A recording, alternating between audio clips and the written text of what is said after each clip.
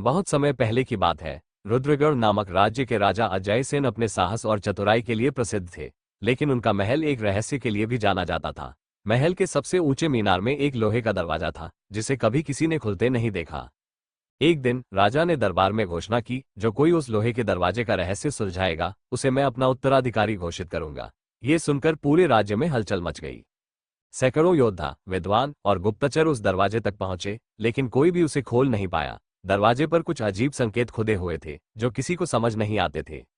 राजा के सबसे करीबी योद्धा वीरभद्र ने इस चुनौती को स्वीकार किया। वो उस रात अकेले दरवाजे के पास गया। अचानक उसने देखा कि चांद की रोशनी में दरवाजे पर खुदे संकेत चमकने लगे। संकेत में लिखा था, जो सच बोलेगा वही प्रवेश करेगा।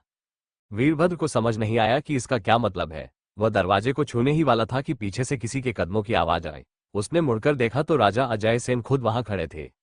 राजा ने कहा, वीरभद्र, तुमने सही समय पर सही सवाल किया है, लेकिन क्या तुम सच बोलने की हिम्मत रखते हो? वीरभद्र ने साहसपूर्वक जवाब दिया, महाराज, मैं सच बोलूंगा। राजा ने मुस्कुराते हुए दरवाजे को छुआ और दरवाजा धीरे धीरे खुल गया। अंदर एक विशाल दर्पण था। राजा ने कहा, इस दर्पण में जो देखेगा उसका सबसे बड़ा राज उजागर हो जाएगा। क्या तुम इसके सामने खड़े होने का साहस रखते हो?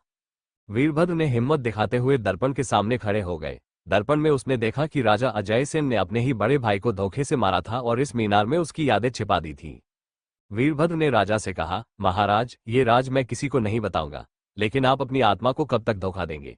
ये सुनते ही राजा फूट फूट कर रो पड़े और घोषणा की कि वह गद्दी छोड़कर साधु जीवन बिताएंगे। वीरभद्र को नया राजा बनाया गया, लेकिन कहते हैं वह दर्पण आज भी उस मीनार में है, और जो भी उसे देखता है उसका सबसे बड़ा राज सबके सामने आ जाता है।